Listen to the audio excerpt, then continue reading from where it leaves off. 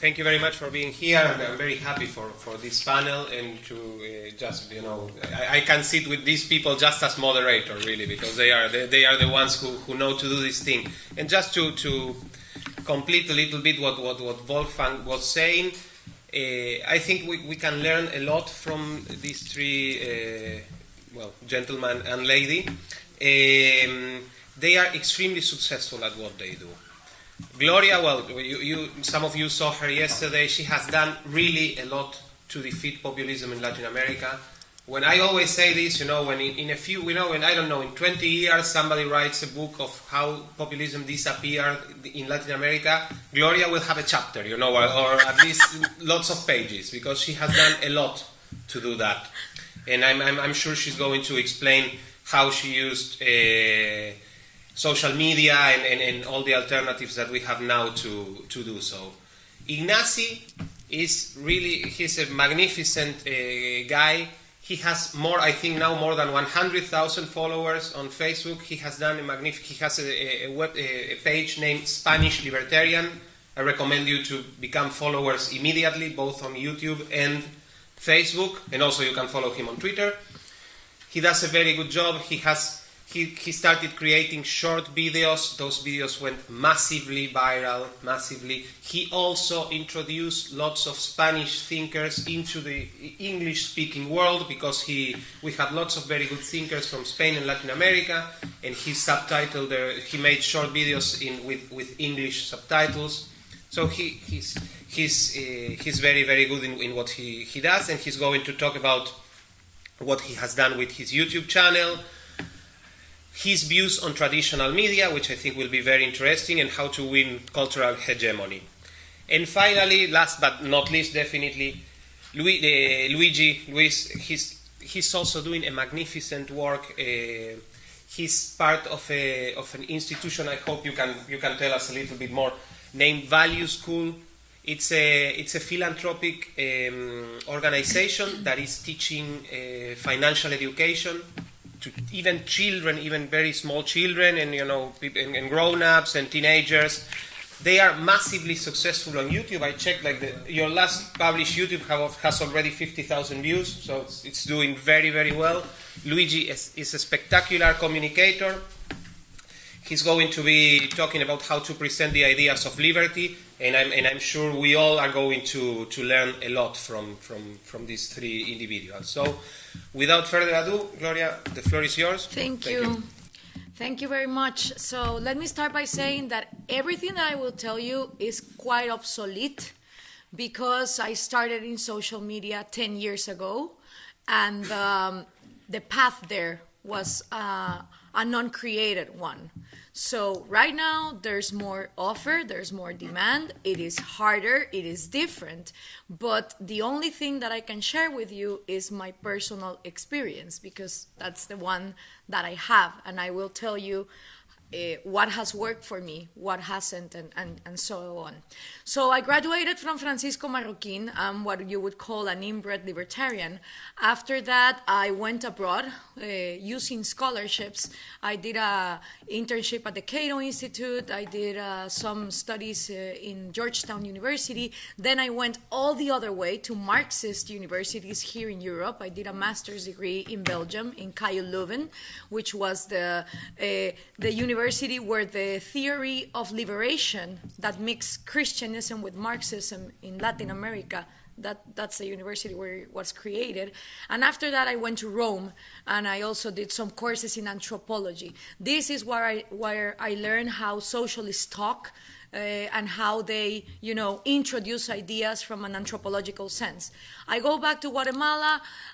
I thought that I was going to, work in the World Bank or the IMF or the UN. I had all these idealistic dreams of, helping the poor by giving aid away.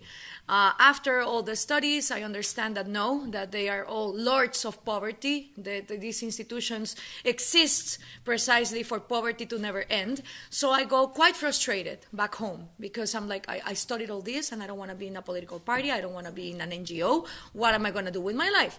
So I go back to radio. I've been doing radio since I was 19 years old. It was like my half-time job when I was in university. And without radio, I wouldn't be where I am in social media and communicating ideas, because radio forced me to use simple language and to be very precise with my ideas, because otherwise commercials come in, and if you're not good in communicating consistently, then your point is not made, right?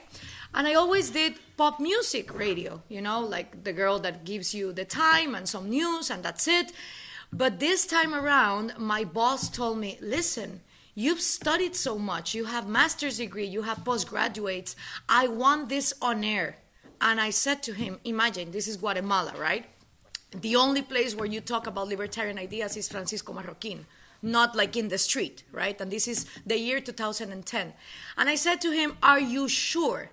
And he said, yeah, of course. Why do you say so? And I'm like, well, because I'm a libertarian. A liber what?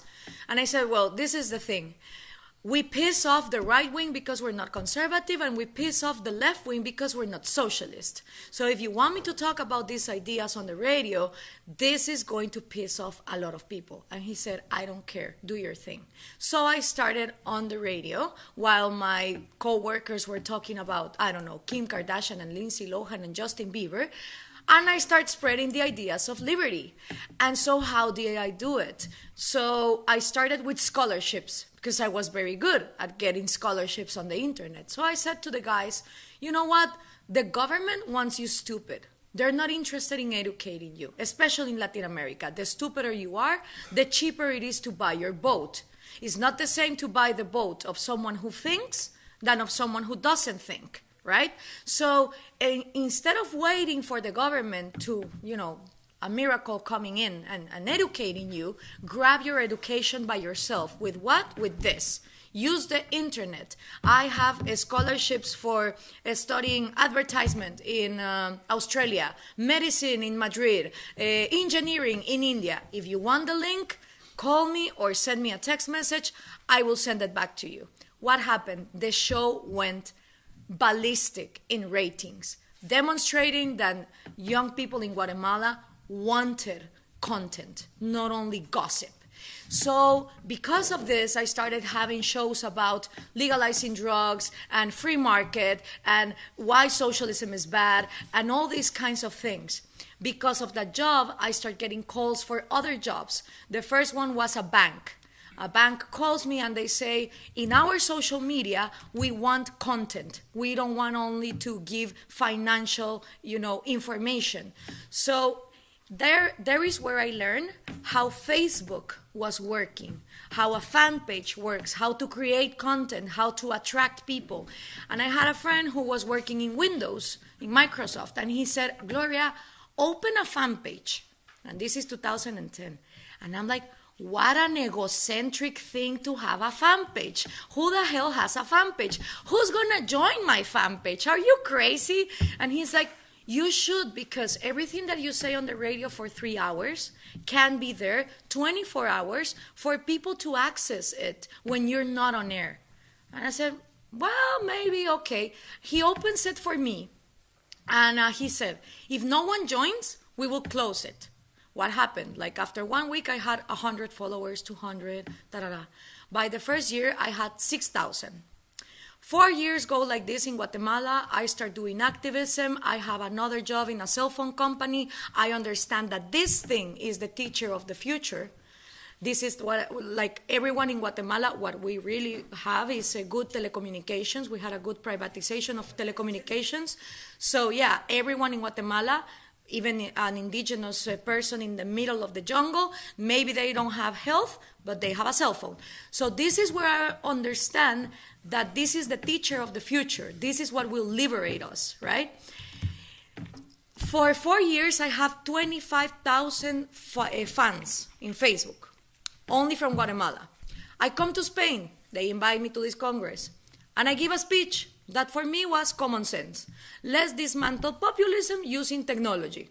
That was it. And a little bit more. It's like an 11-minute speech. I go back home.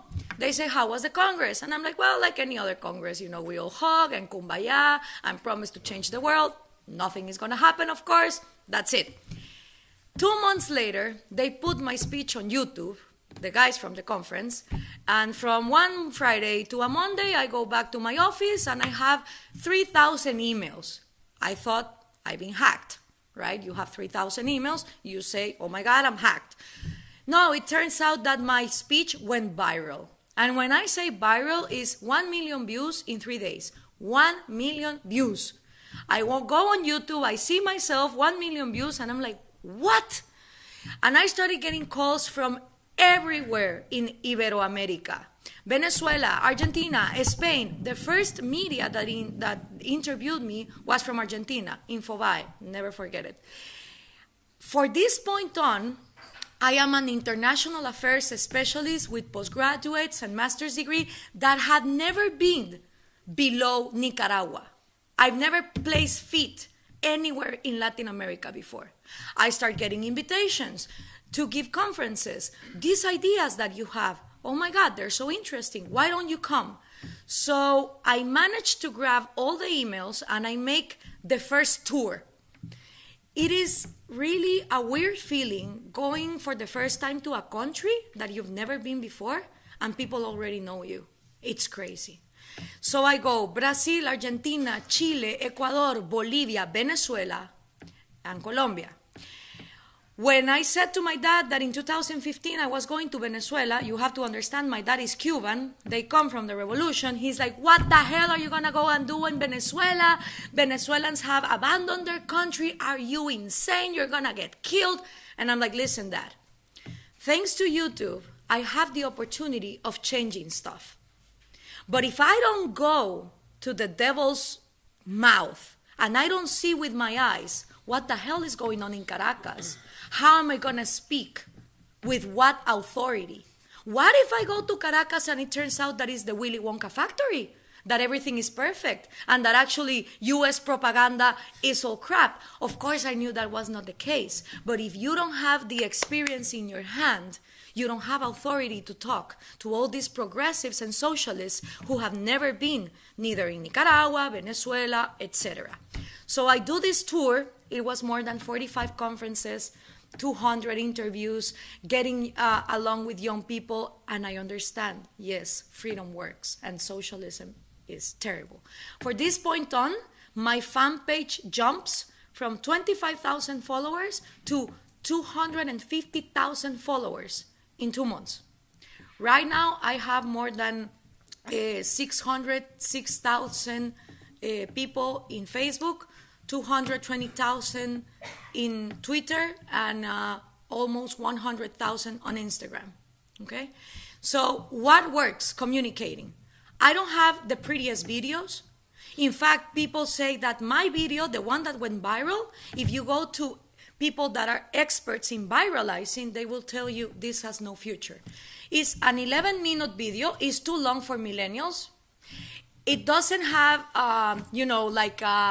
drawings or images. No, it's just one shot of a girl talking. If someone would have brought me this and tells me it's going to go viral, I would say no chance whatsoever. So I don't have the biggest visual aids. My photos are not the best.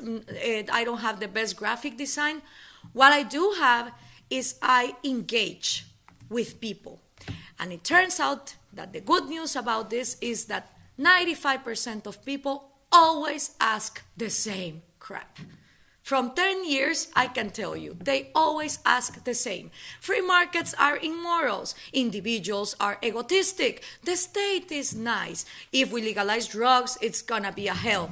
It's always the same. So what I use is, do you know in your phone you have this little notebook, right, of the notes? I have more than 1,000 replies that I have been working on in these 10 years. So when someone says, free market is immoral, I go to my notes, free market, and I have a bunch of response. I grab the one that makes more sense for the question, and I paste it. In this reply, I include books, I include videos that I suggest the person to see. So my content is always recycling within itself. Something that I did in 2009 can serve me to give in 2019 and say, go to this. So my page has become a hub of all Latin Americans. And it's amazing because when I talk about Venezuela, some Argentinians say, oh, you're talking bullshit. And some Venezuelans said, no, dude, I'm in Caracas. And what she says is legit. So not only me is defending the ideas, is that my page became this like UN parliament where people can interact with each other and see what is true and what is not. What is an effective way of making speeches? And with this I end because my time is over.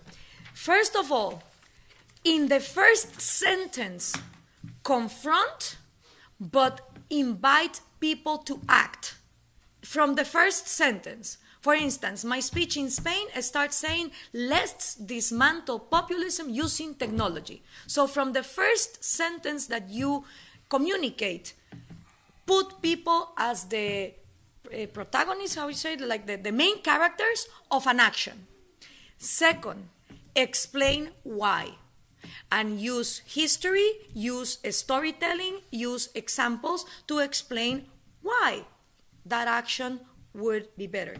After that, say the harms of the alternative. What will happen if you don't do that? What is the risk? And end always in a positive note. Every speech that I make is to say that for the 21st century, libertarian ideas are the ones that make more sense. More than the right wing, more than the left wing, traditionally as we know them. And I also explain why. And also, I reply to my haters. And this is something that people say, why would you waste time? No, I don't, because I already have the answers pre-written. But I do write my haters. Not because you will change the mind of your haters. Do you know this communication curve where you have 5% of the audience and 5% of the audience, and then the middle? These 5% will love you to death. These are the blind fans, okay? Blind fans are as dangerous as blind haters. Why? Because blind fans can see you in a video choking little puppies and they will defend you, okay? And blind haters, even if you find the cure to AIDS or to cancer, they will hate you. So these extremes, they are not important. What you go after is the people in the middle, which thankfully are the majority, okay? And the people in the middle, when you reply to haters, like when, for example, they insult you, what I have is a thank you so much for your insult. It just demonstrates that you don't have an argument to counter-argument my ideas. So for more insults, my ideas get stronger. I don't do that to seduce the hater. I do that because I know there are a bunch of libertarians in the closet, you know? And when they read, how can you take hate away? You inspire them to open their own fan pages and to have discussions with their socialist friends. So by replying haters, my fan page has grown because more people come in and they say, oh, I want to see. What do you reply to them? How do you do it?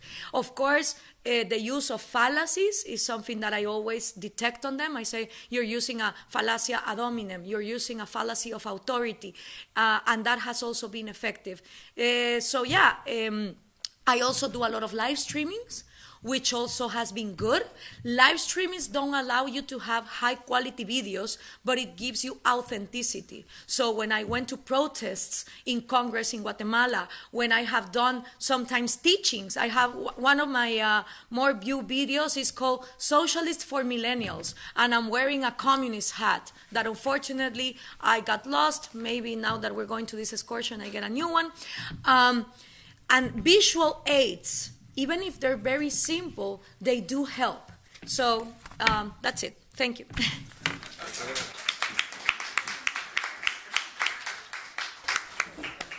Okay, well, thank you. My name is Ignasi, and thanks for the invitation, as always. Last year I explained you more or less what I did with my project in Facebook, and I update you my achievements, let's say, during 2017, and this year I will explain what I did in this 2018, and hopefully it will interest you and you can apply it on your think tanks and organizations. So the title of this talk is What Can We Learn from This Project, Spanish Libertarian? More or less, let me show you what I have achieved during this last year. On March 2018, I had 10,000 followers, and today I have almost 25,000 subscribers, and I will explain you how I did it. Yeah, here you can see the numbers. Okay, I will divide this talk in 4 main topics. The first one is reasons for optimism. Then I will talk briefly about the cultural battle. Then I will explain you precisely what I did, these 75 interviews that I did on my YouTube channel. And then I will talk about something that I call the big picture. Because in this talk I want to explain you what I did, but I always like to reflect on things, and I think it's important, and hopefully we can do it together. Okay, first of all, reasons for optimism. I think that something is changing in the Latin American Spanish audience, and I think there's 4 main reasons for that. First of all, and I think this is in Spain, but I don't know if you can apply it on other countries actually. There's no reasonable debate on mass media, and we can see it. Everything is noisy, everything is clickbait, there's no debate, there's no arguments, everything is full of fallacies. You cannot make more than 30 seconds of speech. So I think some audience, or most of the audience, are actually aware of that, and there's a new market niche, and it's on YouTube. Also, the audience is changing, or has changed. This is what we call the digital natives, the millennials and the Z generation. They are the generation that they look more at the smartphone rather than TV, and they are all the time connected on internet and social media, and obviously the TV cannot provide the content that they want, and again, that's an opportunity for YouTubers. Also, super important, there's a new opportunity of having a proper connection between content creators and the fan base, and again, the mass media can compete with you. We have these 4 platforms of community: Twitter, Instagram, Facebook, YouTube community. There's a new label that they have invented. Also, they can pay you via Patreon, PayPal, or even using cryptocurrencies.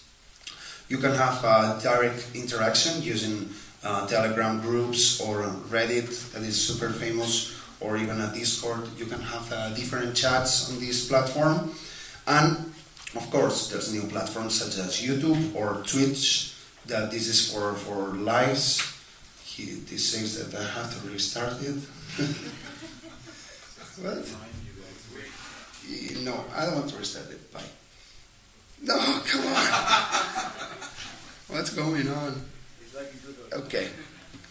Yeah, I mean, even Facebook Live that Gloria was mentioning.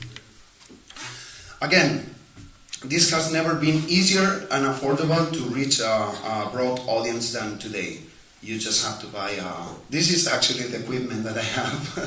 A webcam, a mini tripod, microphone, this LED lighting, a laptop, and some programs for editing. This Zoom, this is the program that I use for the interviews. And I don't know, with 300 euros or 400 euros, you can have your own TV station, so to speak. And if you think about it, that was unthinkable many years ago. Okay, let's talk about what I call the cultural battle, because if we want to communicate ideas, we have to do something more than communicate. We have to think how we do it, and we have to reflect on the environment. I like this quote from this guy that actually I'm very inspired by him. His name is Dave Rubin, and he has this channel called The Rubin Report. He says, most of us are socially liberal and fiscally conservative. Most of us are not the alt-right or the regressive left. Most of us don't care what you do in the privacy of your own home, and we want government to take less instead of giving more. I think that's an inclusive quote, so to speak. I mean, conservative classical liberals or libertarians might feel aligned with this kind of quotes. So there's a new environment or a new space that people from different ideologies might work together, and that's part of the cultural battle that I'm talking about. Also, I would like to point out this quote from this Argentinian author called Agustin Laje that I interviewed. And I think he identifies himself something like conservative liberals, and I asked him, what do you think about libertarians? And he said, libertarians tend to be stuck in the conflictive logic of the Cold War, but that was already debunked by Mises in his book Socialism on 1922. They need to understand that there's a new battle going on, and that's a cultural battle embedded in the postmodern era that we're living in. This is super important, I think, because I think we are still fighting, so to speak, socialism and trying to dismantle it, and that I think the left doesn't care about workers anymore, and they are fighting new battles in the postmodern area, so to speak, and if we want to dismantle, we have to be aware of that and work through different directions. So I think there's something like what I call a new center of political discussion, and we can build bridges with classical liberals, conservative and libertarians. We might have our differences, but I think if we want to work together against leftism or extreme right-wing ideas, we have to join forces, and that's what I did in my channel. Instead of only talking about libertarians, I interviewed and I give the voice to align ideologies. So what are the hot trending topics of this cultural battle nowadays? I think most of the people are interested in free speech, this gender identity, modern feminism, economic policies and personal liberties. That's what I also try to talk in my channel. And let me just talk briefly about, for example, this concept, the safety net. I wrote an article on it. I think, libertarians should also talk about this safety net, meaning like the free market system or capitalist system. It's also something like a safety net for poor people. So we want to show like this empathetic voice, and sometimes people don't see us as this empathetic voice or that we want to take care of poor also. Actually, I did a video about this. But because I think most of the people actually think that the safety net is this. I love this picture. So you see the taxpayers in here, and you see the big government bailouts, Fannie Mae, Too Big to Fail, Freddie Mac, Bear Stearns, banks, etc. So I think that, as an example, this is the image that we need to change, because people tend to associate capitalism to this, and that's not true. And so we have to fight the cultural battle. Okay, this is the most important part of my talk. This last year I made 75 interviews. I don't know how I did it, to be honest, but I did it, and here I am explaining to you.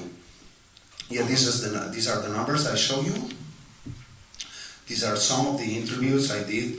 I interviewed the three of them and some people in the audience, so I can improvise with what I had, but it has worked pretty well. I've been also doing debates, as you can see here, online debates or one-to-one real person debates. I have a lot of fun. People like it. There's I don't know, as I told you before, this is a new market opportunity, let's say, for different discussions, and people like it. And also I am creating my own content in where I talk about concepts like this, like I'm talking about, or Gramsci, or battle of ideas, market of ideas, selfishness versus altruism, etc. So more or less how I do it, and if you want to make interviews in your associations and think tanks, I think this might be useful for you. So when I approach a new guest, what I do is that I send them a message on Facebook or Twitter, Instagram, WhatsApp, or I contact someone that might have their contact. Then I organize the schedule for the interview. I send them the questions. Then I send them the link of the Zoom, the platform that I use. Then obviously I make the interview. And then I send them the YouTube link plus my social media accounts because I want them to tag me on their publications so I have part of their followers to my fan base. And then also I think that's important. I maintain my relationship with them and I share some of my new updates.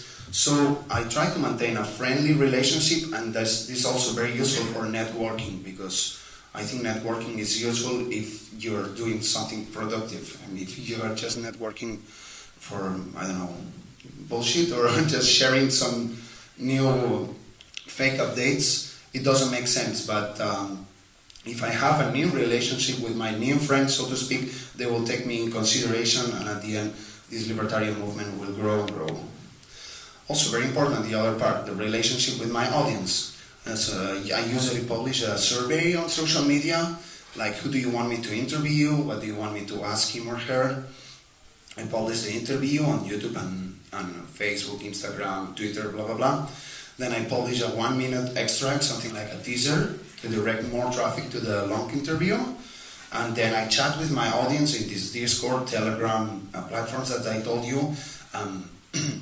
The idea is, did you like the interview? What was the part that you enjoyed the most? So I try to create engagement because I publish 1-hour interviews of 45 minutes, and I am the first one to be surprised that people tend to like it.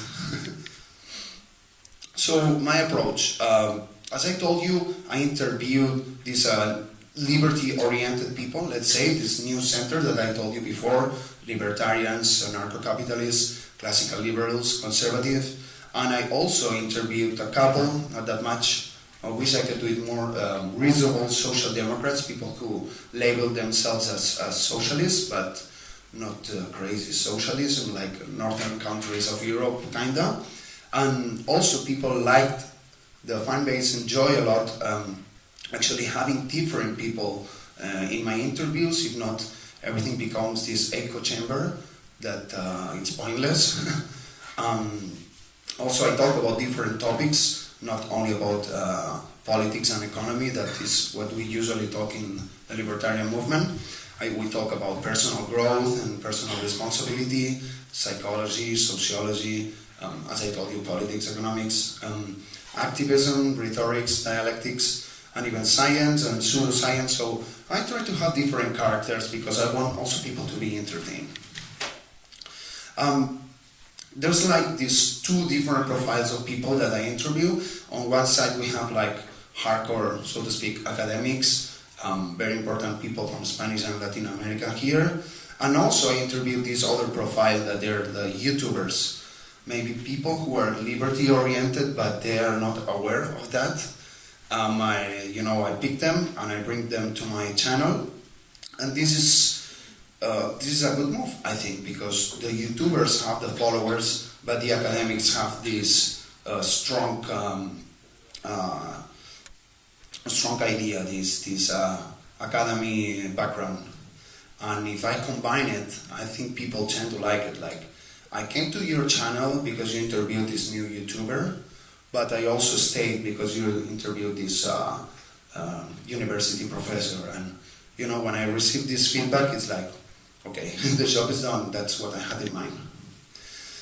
Then the final part of this talk is also a reflection, but I think it's important because I don't want you also to apply in case you're interested what I did. I mean, we have to know more or less what we're doing. This is what I call the big picture. So what is the big picture? How to create an hegemony, in this case libertarian hegemony. So I think there's different actors in action. They need to be coordinated. And we can see that, surprisingly, I think this is happening in Argentina. 1 minute. Yeah, I'm close to finish. So we have these libertarian cultural creators. In this case, this is a photo of this economics professor, Javier Milei, who appeared on TV and he's crushing it. And then we can see there's a cultural popular influence. We can see it in Argentina. This is growing, thanks precisely to this guy, I could say. Then this cultural popular influence at the end, there are voters and consumers, so there's an impact on the political and on the market. And I think politicians and businessmen are aware of that. If they are aware of that, they will be able to apply more liberal-oriented laws. And having these laws, we know it creates more free market and individual liberties. If there's more individual liberties and free market-oriented policies, we can see there's more progress and middle class. And if there's more progress and middle class, we can see that we have achieved, so to speak, cultural and moral hegemony, and they will want to have more libertarian cultural creators.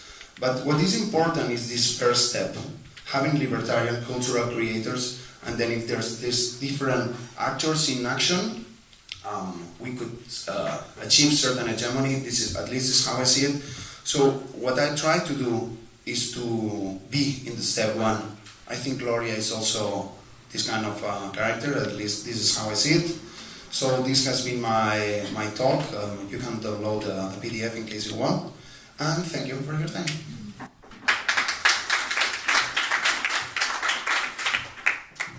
Good morning, everybody, and thank you for coming to this morning session, early morning session. I won't take up much of your time, only 15 minutes. I'll try to be as mindful as possible. I said the title of my talk is Talk Like TED.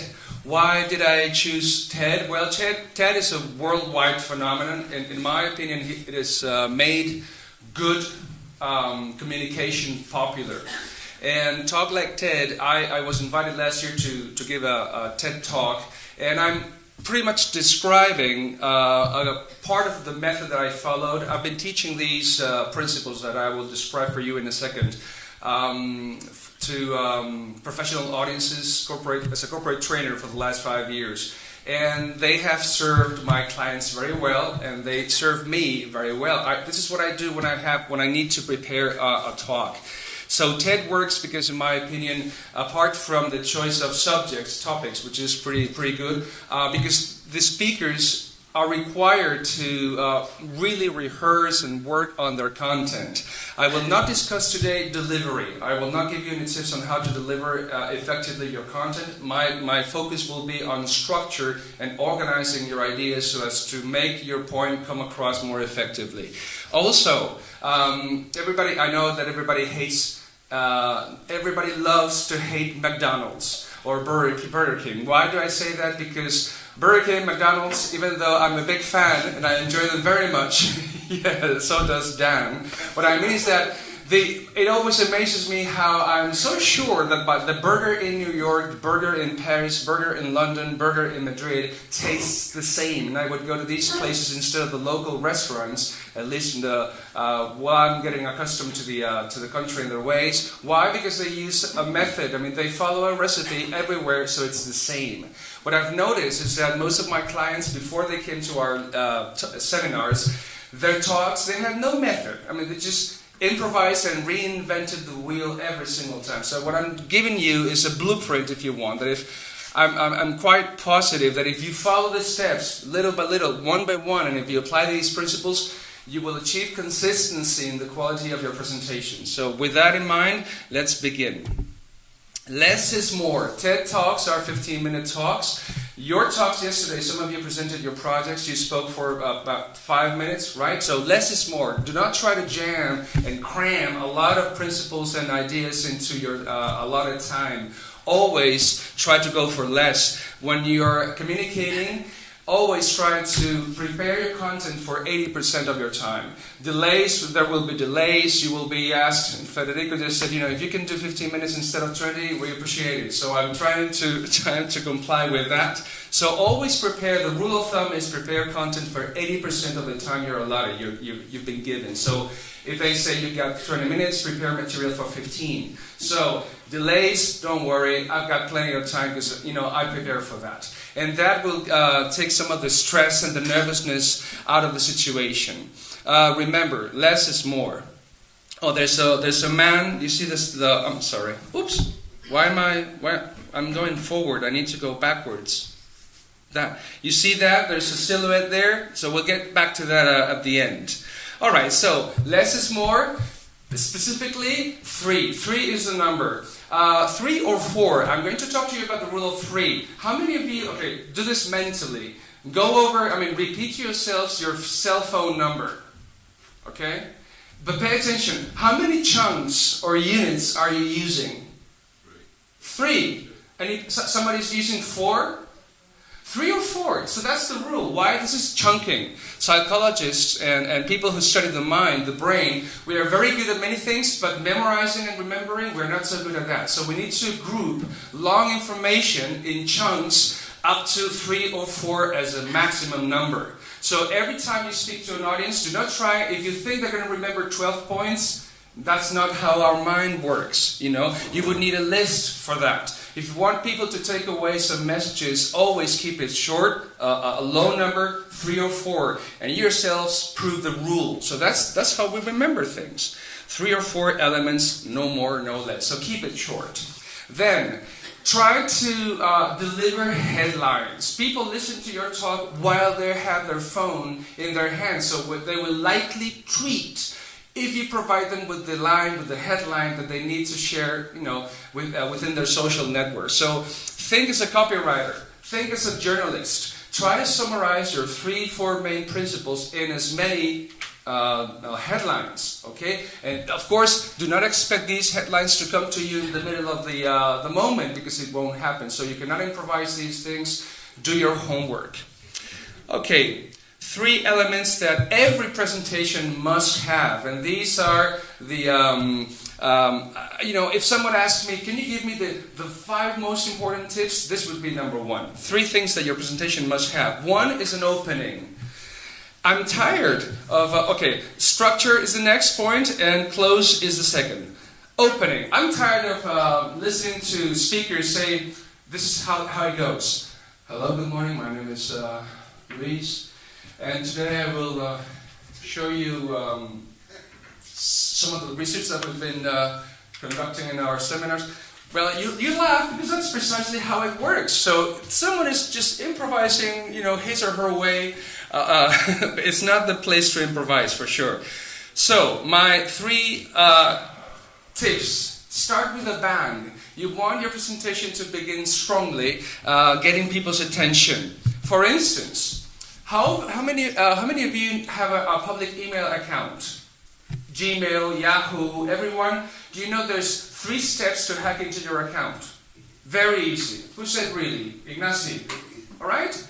I'm going to tell you what those steps are. Take note. No. Okay, this is a very interesting question. Everybody knows, pay attention and look at me. So it works. If you ask, I don't know, this is, just I'm making this up. But I have your attention. Now, everybody starts with a question. This is a very popular trick, but it needs to be a relevant question to your audience. Think about question marks in English and in most languages, I presume. It's like a hook.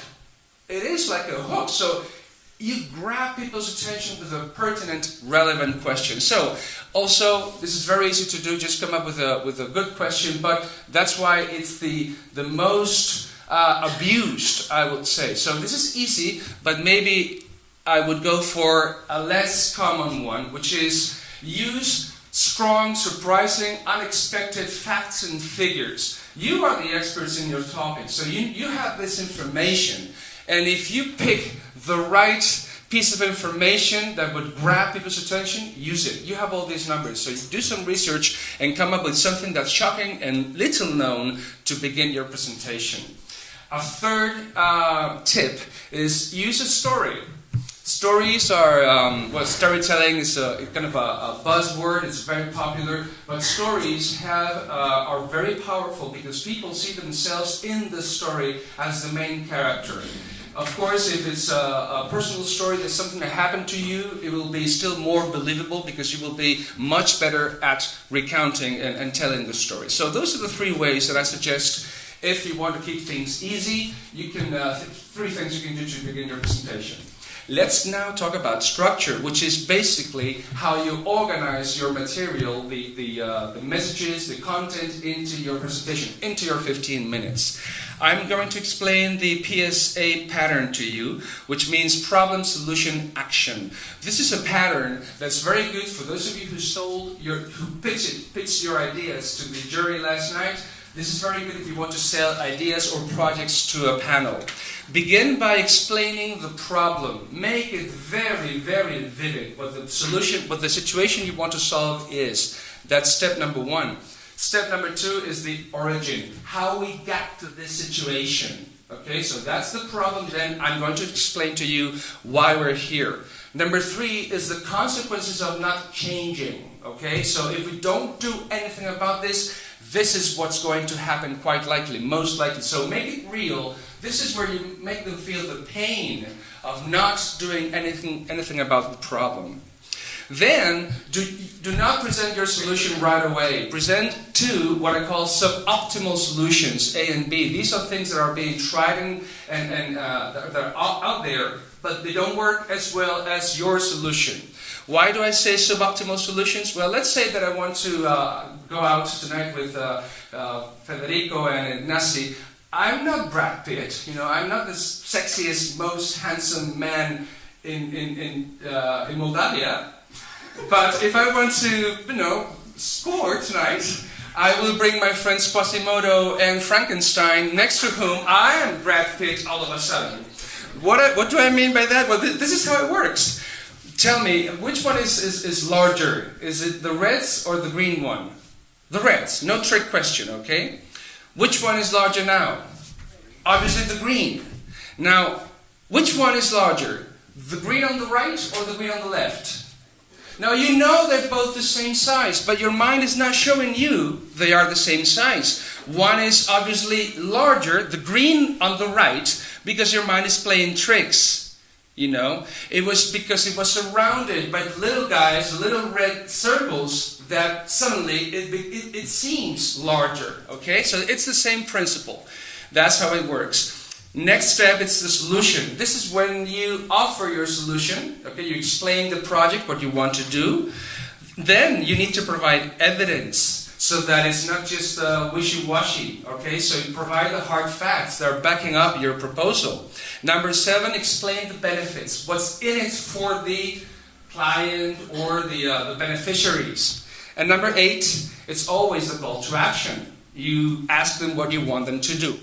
So that's in 8 points, that's a very good, very effective pattern that I used in Sevilla, for instance, to explain to the audience what I do at Value School and why there is a need for financial literacy right now in Spain, and it has served me well over the years. Now let's talk about the closing.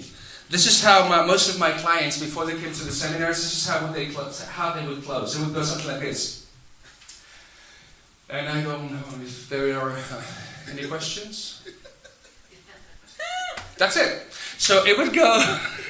That's it. So that's a very bad way to close your talk, because it's your last chance to make an impression. So 3 tips for closing. Close with a message that comprises your topic, that summarizes your ideas, your main ideas. One closing message. One last big headline. That's a nice way to close. Then you can also use the summary. But don't just give a summary of what you just said, but connect the summary with a brighter future. Point to the promised land. I said A, we can do B, and if we try C, then it will get us to where we want to be next year. Thank you very much. You see, you connect that with the promised land. Don't just limit yourself to giving a summary of what they just heard. And then lastly, the call to action, especially if you want them to do something afterwards. Go to your webpage, talk to me, ask for my business card, whatever. Okay, so those are 3 ways that work quite well to finish. And then just say thank you. Just say thank you and go and leave. Don't wait. This is what happens. Thank you very much. Are there any questions? I don't know. No. Listen, ask first if there are questions. If you know there won't be any questions, just say thank you and leave and go to your seat. All right, so 80% of your time, this is going back to the beginning, prepare material for less time than what you have.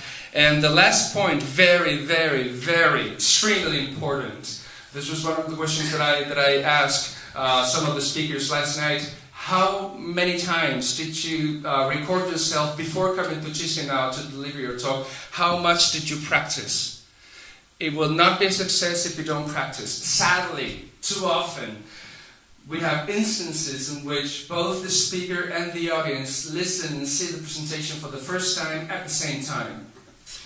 Seriously, this is what happens all the time, and that should not happen. It is your responsibility to deliver a rehearsed practice presentation, and especially one that can fit in the amount of time you have to speak, which in my case is 15 minutes.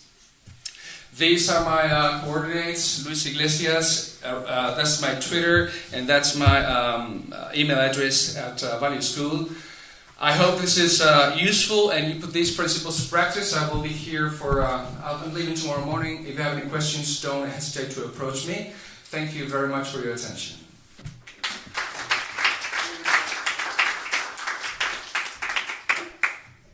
Well, I don't know. Are there any questions?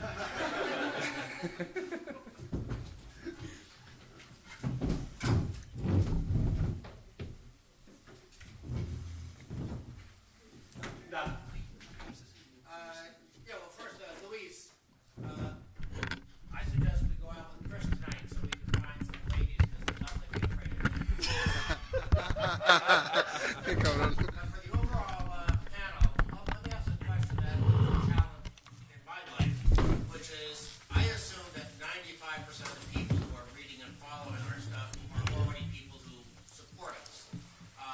And I'm just wondering, since I don't concentrate on social media the way you all do, is there some particular way that you actually engage new people, or some way even that you can measure it in terms of non-libertarians who were hopefully converting? ¿Puedo contestar? What I did so far is to talk with the opponent, and then part of their audience might take you in consideration, like, okay, these libertarian guys are not that evil as I thought. So if you're open the market, approaching to someone who is a leader, let's say, of the other side of the political spectrum, you might find some new people that might say, like, well, that's reasonable. So this is like the echo chamber thing I said. I mean, if you're talking about the same topics with the same approach to the same people, I mean, for sure you won't open a new market. I do interviews, so in a way it's relatively easy because I invite new guests, and their guests have their followers, and I might influence some of them, or even talking about new topics. For example, I made this video on the safety net or poverty or whatever that sometimes libertarians don't talk about it that much. So if you give a different approach, you might have different results. That's more or less my thing.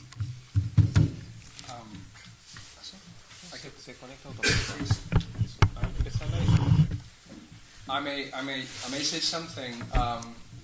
At Value School, where I work, we produce content for those who are already into financial literacy, either investing or saving. They are interested and they want to do something. So these are people that are actively looking for what we have.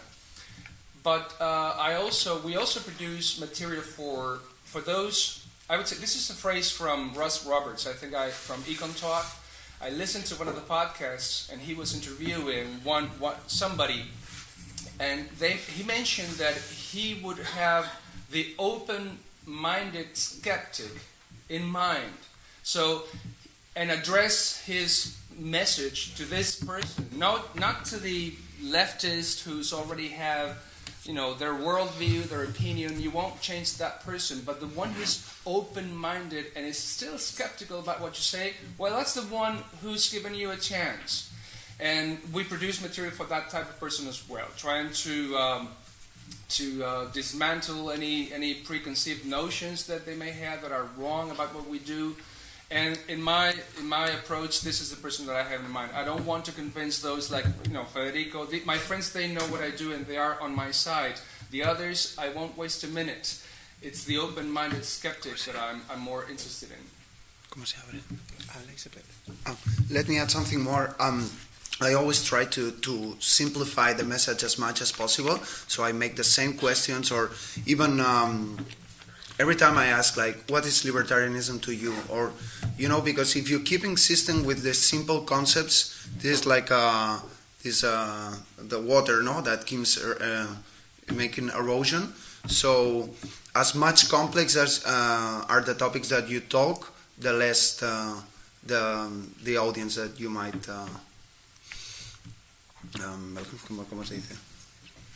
achieve.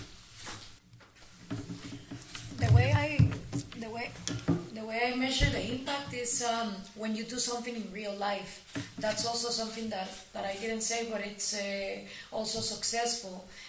Social media should be the reflect of what you do in the three-dimensional world, because otherwise what you have is a very beautiful page of memes and photos, but you're actually not inciting change. So for instance, in these 10 years, because they think, right, that libertarians, we're so selfish and we don't care about the planet. One of the things I did in 2011 is I founded a reforestation movement of voluntaries with our own private money, and we would work in the months of rain in Guatemala, on Sundays, on Saturdays, and we would bring people that, we would say, okay, we're gonna go and reforest this dumpster, and so we go and clean the dumpster and then plant trees. And when you see that there are 200, 300 people coming to your events, to what you're doing, then you can also measure the impact. It's never gonna be as big as what you see, because people in social media are like tigers. It's the few, the ones that actually go to the streets and do something different, but that's the way that I measure that actually it has an impact. And also in a town called Chimaltenango, a guy and a girl that used to listen to me since they were 13 years old, they got inspired into reading Ayn Rand, and now they opened the Anarcho-Capitalist Club of Chimaltenango, something that would have never ever existed. And now they see me as, you poor libertarian, we're objectivists, like they have this moral superiority, which I don't mind. I mean, this is amazing, because it's people that otherwise would have never encountered this idea. So that's the little things of how I measure that it does have an impact. Octavian, please. Microphone. I want to make two brief points, as brief as I can be. Two brief points on ideology and technology, which I think fairly address your presentations. The first one about ideology. I think it's very, very tough to speak about liberty when you live in an illusion of liberty. We are more or less coming from free countries. The very fact that we can gather here and escape the countries where war, immature war, is the fact that we are free to move. So we live in relatively free country, relatively freer than years ago in the case of Romania. So making a case for liberty in Romania nowadays, when we already experienced, in a certain degree, what the fruits of capitalism and democracy are, is a little bit unconvincing for young people. I think it's much harder to make a case for liberty when you have the illusion of liberty than when you have a loss of liberty, and when liberty misses you and it's something that is painful to you.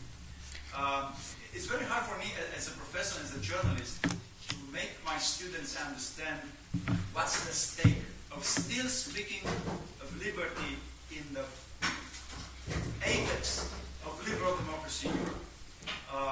This campaign I spoke yesterday, the Nights That Fill the Gaps, is an exercise to make them aware that freedom still needs to be repaired and restore. And this is an ongoing process. This doesn't end in 1989. This by far. When you want to repair and restore freedom, you have to look to certain people that made it in their lives. And the most prominent figures in defense of our freedom are the entrepreneurs. They are innovative, they are industrious, they are inspiring, and hopefully they're not government connected. And this is a story of a life which I want from my students to hear. I don't want my students to copy-paste my messages and give them back to me, more or less with some theoretical errors. I want to squeeze from them stories that they understood the necessity to fight for freedom as an ongoing process, even in the middle of the illusion of freedom. And as for the technology point, we have a great ally nowadays in technology and social media. I'm an old school guy. I think some of you observed that. I try to discover the new technologies and social media. I'm an old kind of journalist and an old kind of teacher. But I understand also that some people fear that technology, as much as it is scalable, replicable, cost efficient, you can make very cheap revolutions nowadays. Imagine how hard it is to ignite a revolution 50 years ago, and how cheap it is today. Only to spark an idea. Gloria is the living proof. So some people fear that technology is a two-edged sword. The technology you have, the government has, and can use it against you. But I always point to my students, those students that I want to transform into inspirational voices, not passive listeners. That even if you have a two-edged sword, the fact that this sword is in your hand is a magical thing. Thank you. Thank you. Okay. Anyone want to react, or we go to the Eric, please. Some of the all of your statements indicate that there's a lot of appetite in the audience for long-form video content and spoken word content, which is fantastic, especially because it seems to suggest that millennial, the conventional wisdom about millennials is not true. I'm just curious, I'm a writer, so my natural thing is text. What is the place for text, especially when reaching millennials? Is there an appetite for even, is it more than a short text post, like a 600 words, 700 words? And how does that work in? I would say it's Facebook. What I love about but also you have to see what's the most hot social media in the country that you're working in. In my time in Guatemala, for sure it was Facebook. That's why I started there. But what I like about Facebook is you can post photos, videos, live streams. You can do long text. You can do notes. You can do short text. I mean, for me, it's the most versatile of all the social media, because then Twitter restricts you to short characters. Now live streams, but live streams in Twitter last 48 hours. Then your content is lost forever. Facebook saves it. It's like a keeper. And also, if you're a writer, use very imaginative covers in your books. I'll show you the books that I've published, and so constantly, sharing long text of your book with a very impactful cover, then you're gonna attract a lot of millennials. I would like to add something to that.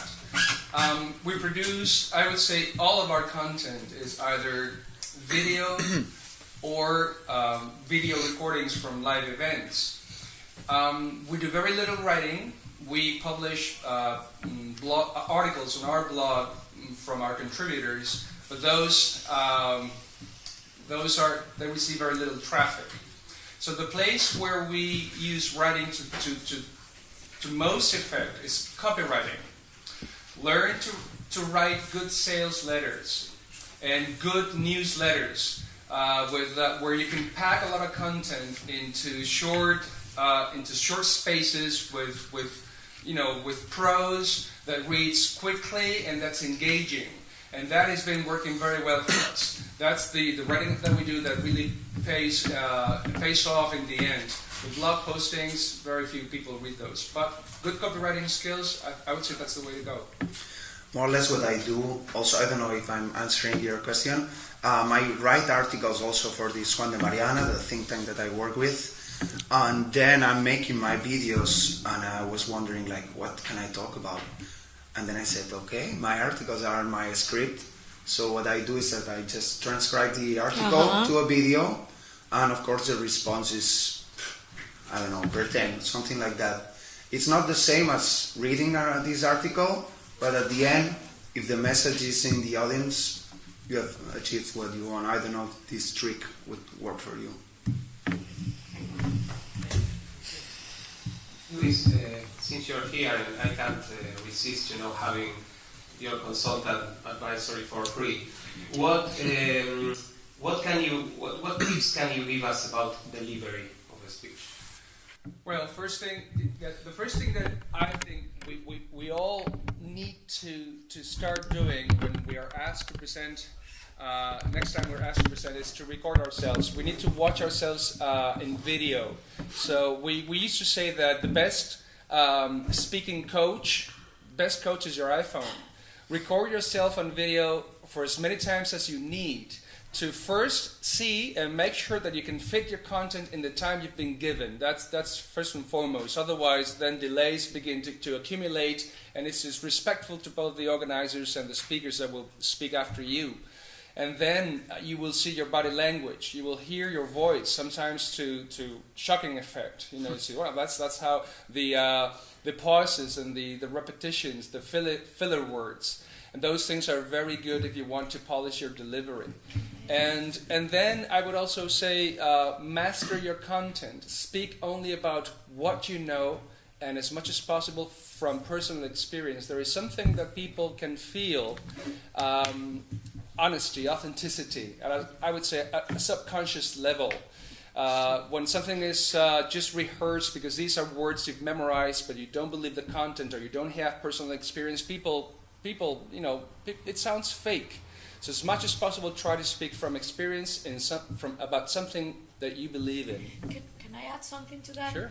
I've been in a bunch of conferences of libertarians, and sometimes I see that there are speakers that are more interested in delivering their content than watching their audience. And their audience is falling asleep and no one is paying attention. And I have seen, because I also read body language books, they are very useful to give good speeches and to also read your audience. Sometimes people speak more with their feet. And when the feet are pointing at you, you can know that they're paying attention to you. Also, if their eyes are open, of course. But what I've seen a lot in libertarian conferences is these amazing academic guys, and they are so frustrated by delivering the message and to finish everything that they, wrote, that they stick to this, and the audience is completely asleep.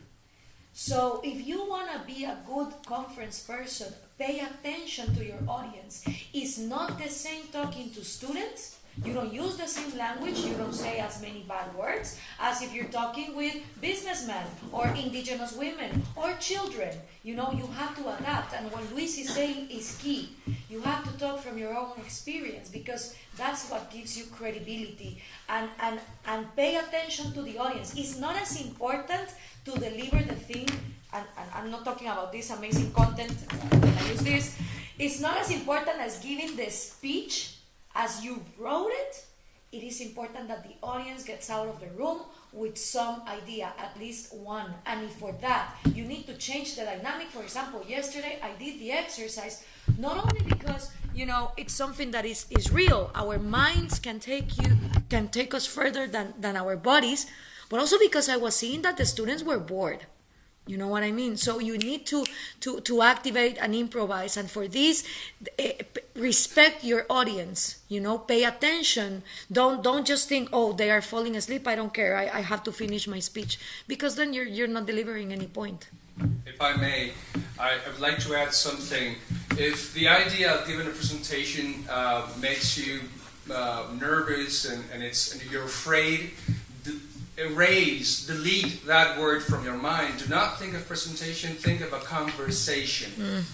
Have a conversation with your audience. Try to speak as you would with a group of friends, even though the setting is rather formal. But don't think of presentations. That word is loaded with a lot of negative connotations that will create some unnecessary stress and unwanted stress. Think of having a conversation with your audience. That, to some of my clients, that's been a game changer, as they say. Thank you very much. Cynthia. Yes, just a comment. I think I'm a big fan of the book Talk Like That, and I think one of the best things I learned from that book is that whenever you deliver a speech, you need to do it with passion. And it's just a comment to say that I think Gloria is a perfect example of how you can actually make a speech like that. With so much passion, you actually draw your audience to listen to these things. So it was just a comment. Thank you very much. Another comment, well, I think what is important is experience. And I remember my first results-based meeting in the US 20 years ago. And I had to give a big talk to an audience that I did not know back then. So I was really nervous and I could not make my point because we didn't have the network back then with people who helped us. So I think the experience you gather over years will help you a lot. And don't be afraid at all. Everybody, if it's an audience of people who are not 100% enemies, but only 8% enemies, they will not slaughter you immediately. So don't be afraid. I think this is the thing that we need to take with us. And also, don't be afraid, because people want you to succeed. I mean, unless you're speaking, you've been invited to a leftist conference where everybody hates you. Otherwise, I mean, everybody will want you to succeed and do well. So, they are on your side. Even though it seems like they're not, they are. May I add one more thing? And, as a libertarian in Europe, you're standing, in Germany you say you stand at the wall, like that. People, they shoot you when you're at events and you're being invited to TV shows because you are the real libertarian and they want to see you fail. But you know that our ideas are better and our philosophy is better than the others. But we are right. And so you just can't make the argument on a sound and solid basis. You don't have to be afraid. Just have the facts and figures with you because they prove that we are right. The rest is just blah blah what comes from the opposite. Okay, maybe yes, but I'll just ask one question, then the floor will be yours. Just to finish, to wrap it up, what can you tell us about picking up on what Barbara said? How to manage, interviews with hostile media when they let you speak, for 15 seconds and you have 7 people saying that you're a mean, heartless, capitalist, whatever. What can you tell about that? And Ignasi, you go first and you... No, but I prefer them to talk about this topic. There's one show that you really feel like you are a gladiator in the Coliseum. It's called Intratables. It's like 14 socialist guys, all of them speaking in the top of each other in Argentina. So imagine, they are Italians and Latins. So imagine the level of stress. And I've been invited there 4 times. What I've seen is more, because they say a bunch of fallacies. When a lot of socialists are talking, you have to pick in between 1,000 mistakes. So try to pick the one that you can reverse to them immediately. For instance, there was once where they were talking about health, right? And the public health, because that is a human right, and these libertarians, they want everyone to die if they're poor and blah, blah, blah. And I said, because, watch your audience. All of them wearing Salvatore Ferragamo, Gucci, Guess, they're TV stars, right? They're socialists, but they're TV stars. So I said to them, how many of you have a private health insurance? All of you. So you are recommending your audience something that you hypocritically don't even do in your own lives. 15 seconds, 10 seconds, that's it. And boom. All of the rest that they say in the show goes to It doesn't matter. So pick the one point where you can reverse personally, and it's not about ad hominems. It's about a personal hypocritical situation with a hostile host. You know, this may work for Gloria. Yes. Because that's her temperament, right? Yeah. But if you're not the combative, infuriating person, in this, I cannot speak from experience because I haven't done interviews, right, and that type of interview. But if I did, I would like to be Jordan Peterson. Yeah. And I would recommend that you watch his interviews. He's not the combative type, but he is excellent at interviewing, within a hostile milieu of commentators. And his style is different. Yeah. So that's a different take. And I would go with him because of my personality. But if you're the passionate type, try what Gloria says. Also, a tip I would like to add.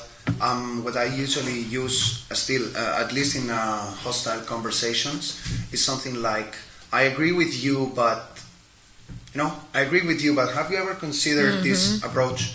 Like, I'm sharing the goal, so I'm part of your team, and then they relax, okay, you're not that evil person. But have you ever considered that what you're saying is absolute garbage? No, I'm just joking, but you know what I mean. That's a trick. So you are not fighting the opponent. They feel that they are part of your team. They maybe are more willing to hear you, and then you put your message. So far, it has worked for me in a way. I agree with you, Ignasi, but we have to finish this panel and go for a break. Thank you for your attention, and see you in half an hour.